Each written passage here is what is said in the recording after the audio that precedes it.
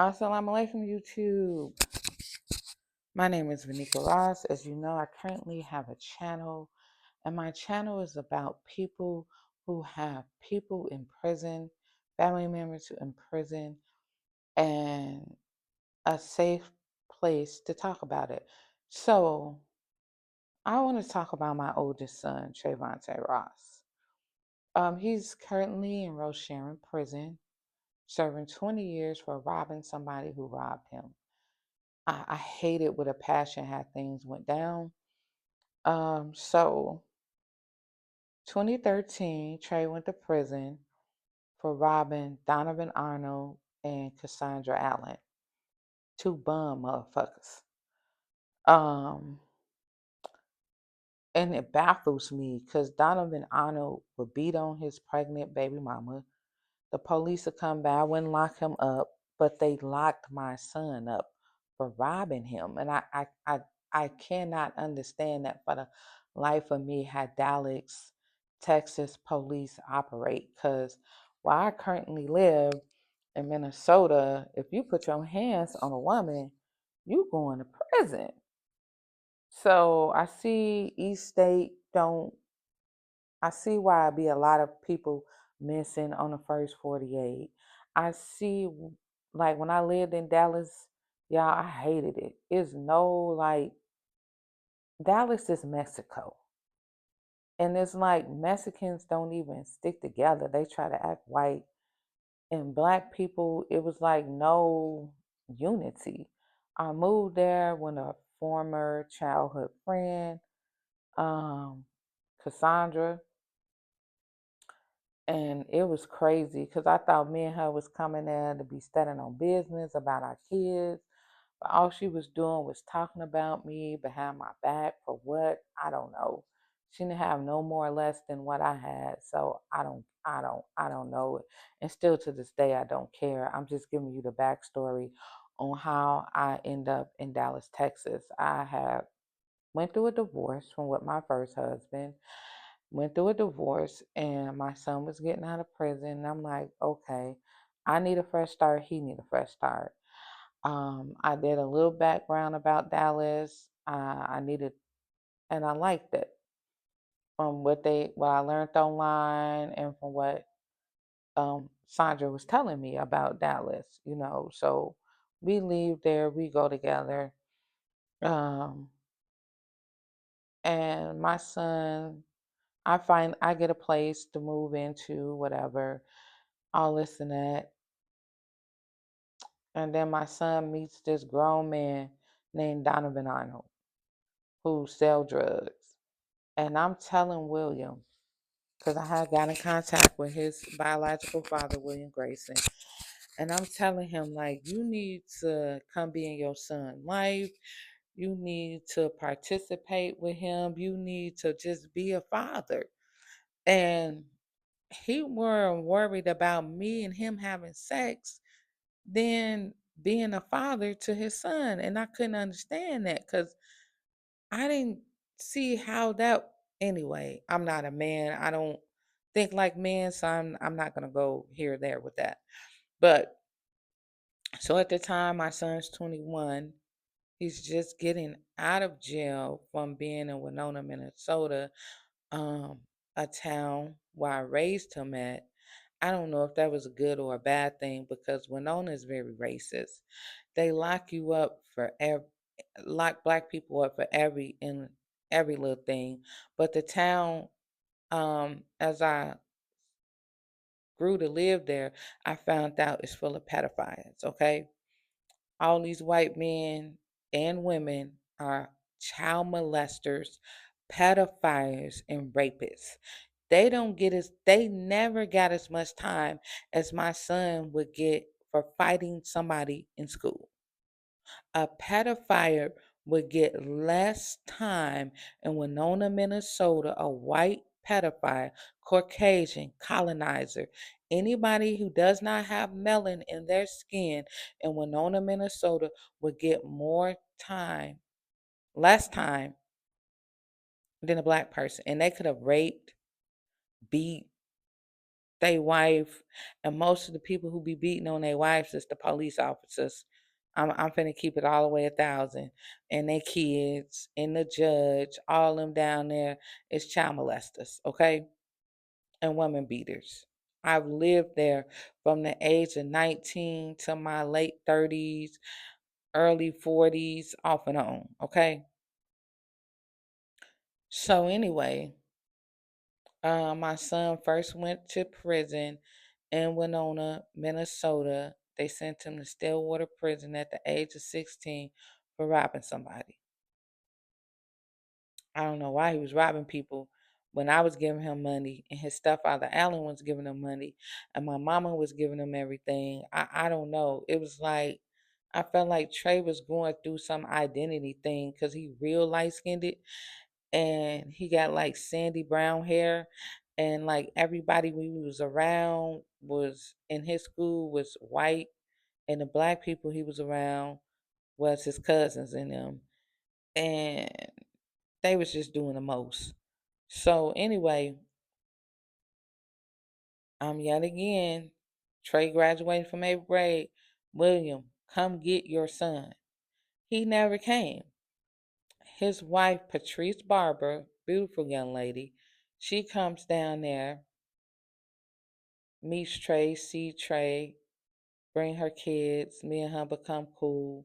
He big mad. Why? That's childish. I don't know. I've always been like, if this your sibling, be cool with your siblings. You know what I'm saying? And I ain't got nothing against that lady. Like, what she do to me for me not to be cool with her or invite her in my house? We got the same baby daddy. That's it. He, from what she explained to me, he wasn't doing much for their child together either. So we bonded off that. We became cool. So anyway, Trey in 8th grade, William, come down here and see your son. Like I said prior, no, his wife ends up coming. So again, William, now Trey in prison and I found him on Facebook and I had made a Facebook post like you trifling, everybody like you and I don't know why everybody cool with you, but to me you're trifling because you don't take care of your son. Any man who gives birth to a child or if you man enough to put your seed in a woman, then you should be man enough to help that seed grow. That's all I'm saying. That's all I'm saying. So he never did that. So the process of him not doing that, my son is longing for a father figure, you know. So my ex-husband, he just would buy stuff. He really wouldn't discipline them. I'm the only woman in the house with 4 boys and a man. Might as well say 5 boys. So, and everything they did to him was basically cool. They having sex with girls in the house. Oh, at least he not gay. You know, stuff like that. Not teaching him the real responsibility behind it. You know what I'm saying? And that's the things that I was doing. Everything I was doing for my children that I felt that was positive. My ex-husband be like, they a man, they gonna be men, let them do this. Or they gonna be men, let them do that. And I don't know nothing about being no man. So I'm going by what he's saying. And that was weird to me too, as a man like William. How could you let another man raise your son? Your first son in the whole world. Like that was weird to me. But anyway, um he wasn't the disciplining person. I was. I always was the bad cop and he always was the good cop until it came to our relationship. And I'm not talking about that right now. That's another story. I'm talking about Trey.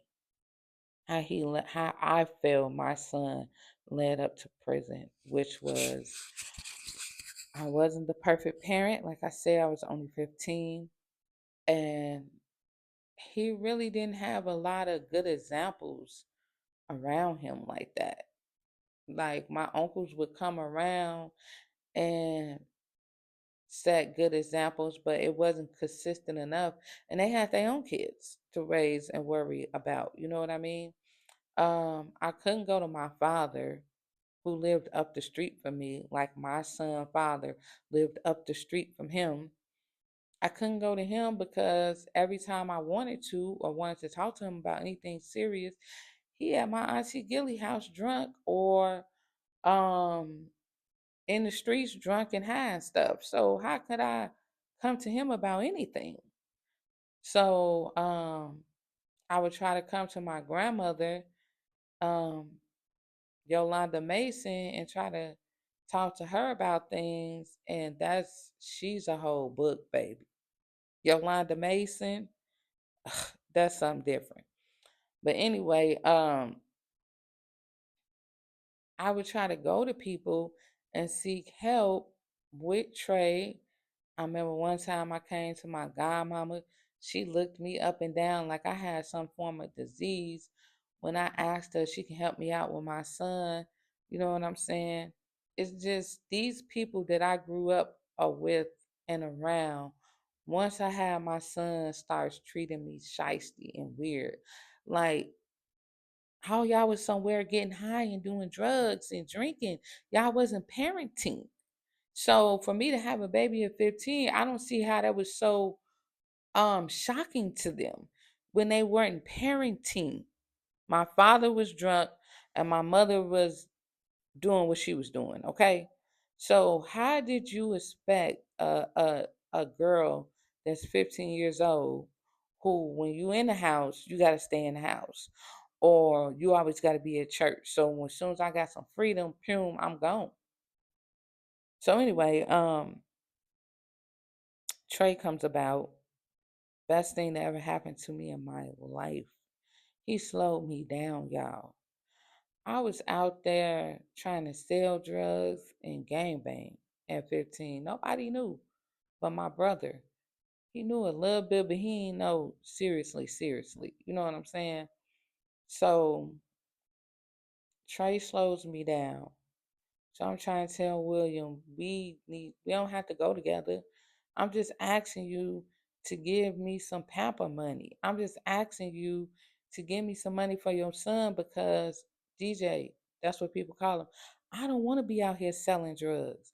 My breast is leaking with milk. I can't keep standing out here like that hustling. You know what I'm saying? He gives no fuck. Gives no fuck. All he was worried about is trying to have sex with me and how he was going to sell his product and get money. So once I seen that's the type of time he was on, and I told my grandma and my uncles and them, they was like, he know he got a baby up the street. He know he got a baby up here. Don't go down there and ask that bum nigga for nothing. I'm going to help you. So my grandma was helping me with watching him, and she wanted me to continue to go to school and further my education. But I just didn't want to leave my son around everybody. I just wasn't feeling that. You know what I'm saying? I just never been the type of parent that my kids could be around any and everybody. I don't understand people who do that. I'm not judging y'all, but I don't want y'all to do that with my grandkids. I got a huge problem. I'm telling y'all on YouTube and off of YouTube, don't have my grandkids around everybody, anybody, because who you think won't do something will.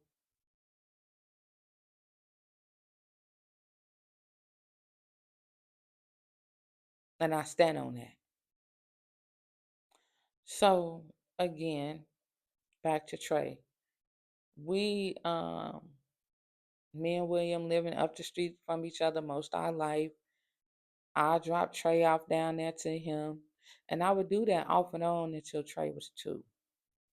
So, and I moved when Trey was like 4. So, and sometimes when he was like, I just do it at off and on until I move. I would drop Trey off down at a William. So I'm steady telling him, William, take him. I literally wanted William to take Trey and just raise him because I still went to finish school and I still have my own dreams and aberrations.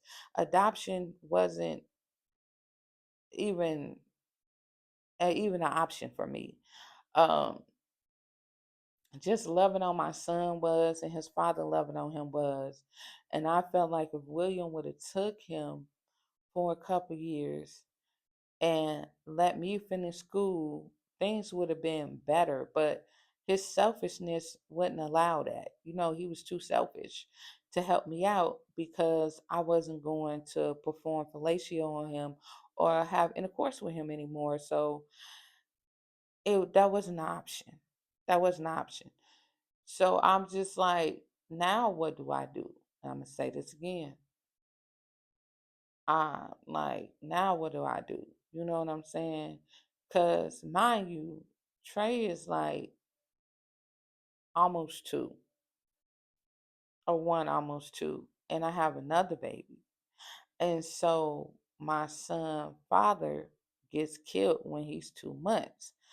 So, but before Demetrius died, he had everything for Day Day. I'm talking about Pampers, baby wipes.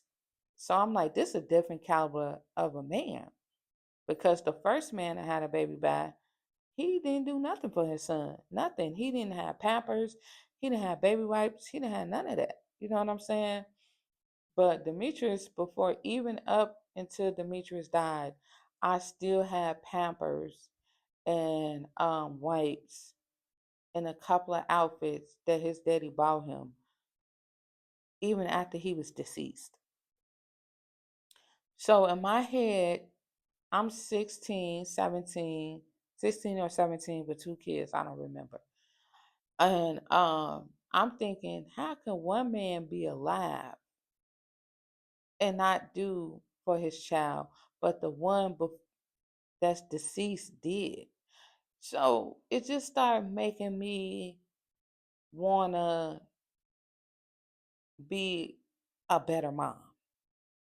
A better mom. Like, I have to do what I need to do for my children because I don't want a son that's deceased and I don't want a son that's trifling, that's not going to do nothing for their kids. I just pray to God that I never raised that. You know what I mean? And two of my sons have children.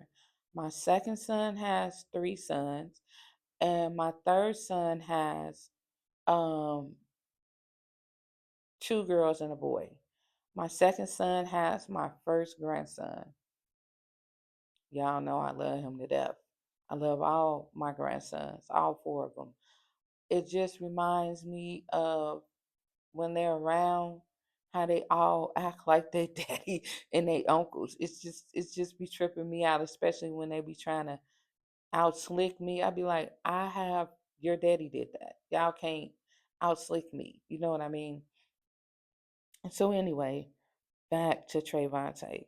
So I really believe that if William would have been more present in his life, that Trayvante would not be in prison.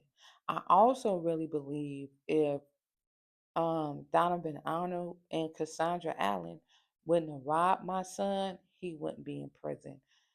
And it just devastates me that two bum motherfuckers is walking around free while my son's sitting in prison because he wasn't from Dallas, Texas.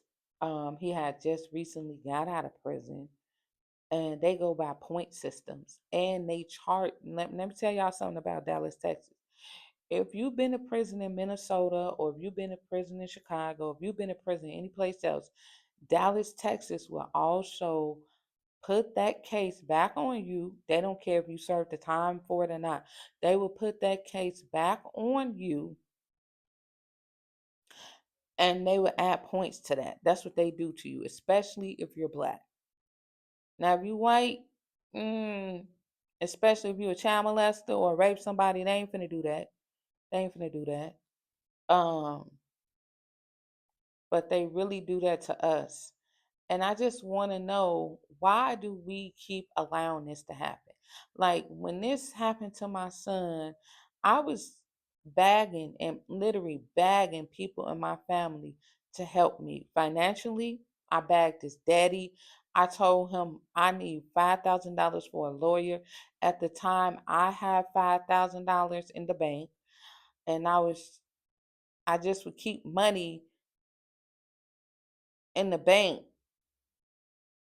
because I was working a lot in Texas, and I was getting money. You know what I'm saying? And yeah. So anyway, I'm telling William this is what I need and this is what I have. He wasn't concerned about none of that. The man was concerned about sex, y'all. Sex. Some koozie that he can get from anybody anyway. You already didn't have my koozie when I was 15. Why are you worried about that and not worried about the well-being and the freedom of your son? Like, be careful who you have children with, men and women. Because my sons have children and you know, I can't say nothing bad about their mamas, because we all parent differently. And I raised kids in the 90s, so my kids weren't always in front of no TV. My kids had to read 5 minutes a day, 5 times a day. My kids had to look up dictionary words. My kids had to do a lot of things. They had things they I had things for them to do to spend their time on other than sitting up watching TV or YouTube all day. You know what I mean? It's just and people like it's a different generation, but you still need to know how to read, write, pronunciate, know the definition of words. But that's not here or there. So again, back to Trey. So he's currently in Rosharon, Texas prison. If anybody in my family wants to write him, send him money, you can. I also have a brother in prison, Vance Mason. Anybody want to write Baby Vance, send Baby Vance money, you can. And the reason Baby Vance is in prison is because of my grandma, and she deceased. Like my grandma would call the police on my brother for every and any little thing because she ain't like him. Because she ain't like his daddy. And she don't like me because we all look and act like my daddy. So it breaks my heart for my oldest son to be in prison for robbing somebody without killing them, shooting them, whatever, for 20 years. And this person robbed him first, Donovan Arnold and Cassandra Allen. And they walking around free. This man beat on women. This man beat on his kids and everything. The police weren't trying to hear none of that when I was saying that. The police didn't do nothing when he beat his pregnant baby mama. So my YouTube channel again is about people who have family members in prison, like me, which I do. I have a cousin in prison, cousins in prison. I have a son in prison, and my little brother, baby Vance, is in prison. And he basically in prison because he was fatherless and motherless. Like his mama or daddy really didn't. Well, my dad wanted to do more for baby Vance than he did any of us. You know, he wanted to do more for baby Vance than he did any of us. And my grandmother just didn't allow him to do that. Like my father would try to get sober and stay sober for his son, but my grandma wouldn't allow that man to be a father to his son. My grandma Yolanda Mason, that's a whole nother video I'm gonna do about called I'm a Mason. I'm gonna create another channel and do a video about that. But right now, I'm trying to stay on topic about Trey and Baby Vance because I'm going to talk about how it feels to have a brother and a son in prison. Because at one time I had two sisters in prison, my son in prison, and it was just a lot on me mentally. Like nobody understood how that really felt for me mentally to go through that. And just the prison system, when it comes to us, they don't care. They don't care. And it really scares me because my stepfather died in prison. And I don't want my son or my little cousins or my little brother to die in prison, y'all. Nobody does. And their crimes wasn't so heinous where I feel they even need to be in prison. I don't feel like my son should have went to prison for robbing Donovan Arnold after he robbed him. I don't. Donovan Arnold and Cassandra Allen set my son up. That's why he in prison. And I'm talking about it because I'm tired of not talking about it. I'm tired of being stressed out about it. I'm tired of feeling like I'm a snitch. I ain't no snitch. Y'all motherfucker shiesty. Y'all got my son locked up and he's sitting in prison for 20 years and y'all running around living free in life and y'all ain't shit. Cassandra Allen, girl, you is a horrible mother, okay? Horrible. Donovan Allen, the same for you. You was hanging with my son. He was 21. Me and you the same age. I couldn't see myself. I was like maybe 34, 35 when Trey went to prison or something like that, early 30s, because I had just got divorced. Okay, I got divorced at 33. So I was 33. I was 32 or 33. I don't remember. But anyway, yeah, it's just like I feel like, not that I feel, I know Trey has had a hard life. And I did the best I could as a mother to not make my son have a hard life. And I know we ain't supposed to say we hate people, but I hate William. I don't wish nothing good for him. Wallahi, I don't. Y'all got to pray for me on that. But I don't wish nothing good for no man who don't take care of their children. I don't. I don't wish you get a good job. I don't pray you live happy and long. None of that shit. Nigga, fuck you. You ain't do shit to help take care of our child. You traumatized my life and his, and you just get to walk around free like you ain't do shit. Like Trayvonte Rashad Ross don't exist to you. That's how you walk around in your life. You ain't went to see that man. You ain't did none of that. And you have DNA proof that this is your son. Because I didn't even want him to be your son. I wanted him to be DeAndre Spence's son. But when we got a DNA test and your other baby mama got the DNA test to prove that was your son, you still treated him like that? Nigga, I don't wish nothing good for you. Nothing. Nothing. Nothing. And I don't care what nobody say. Should nobody wish nothing good on nobody that don't take care of their kids? And then when you say you feel your child was a mistake, maybe somebody may have told you they felt like you was a mistake, but I never felt like my son was a mistake, not even at 15. Never. Wallahi, never. I was literally happy to be a mom at 15. I was literally happy to have somebody I knew that was going to love me unconditionally. I literally was because of the way I grew up and how I grew up. And that's another story. And that's how me and William trauma bonded and made Trey. We trauma bond. Both of our parents were doing drugs, and me and William was friends. And we should have just left it at that. But we end up creating a beautiful son. My son is beautiful. And his life has been in and out of prison, in and out of prison. I'm not saying people shouldn't be responsible for their own actions. Of course he should.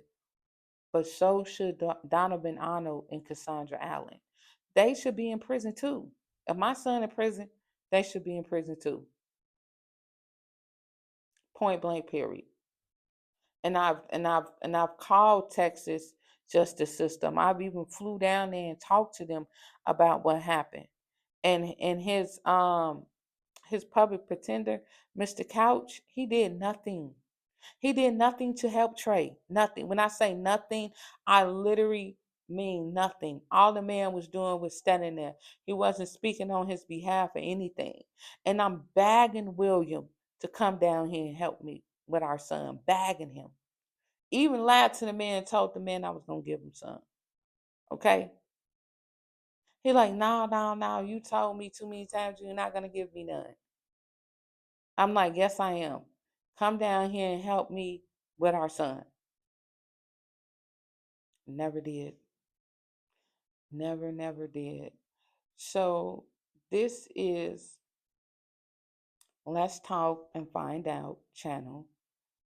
And I'm speaking on how I have felt and what I believe led my son up to being in and out of prison from the time he was 14 until now. And a lot of it has to do with he did not have his biological father in his life, or no one in his biological father's family side have ever reached out to this boy. Not his uncle, Sorloy Ross, none of them. None of them have reached out to Trey and said nothing to him. None of them. They act like the boy don't exist. Okay? And that has hurt my son and devastated him in so many ways. It hurt me and devastated me. When my father lived up the street from me and wasn't acknowledging me. Me and my son, me and my first son, have the same thing. Our fathers lived up the street from us and didn't fuck with us. I broke that cycle. And I'm breaking more generational curses in my family. And when you the generational curse breaker, they don't like you. I don't care if y'all don't like me. I don't like half of y'all either. It's not my fault I'm born into this family, just like it's not y'all fault y'all born into this family. But I do love y'all and respect y'all. I don't have to like everybody, but I do have to love and respect everybody, okay? Assalamu alaikum. Have a great day.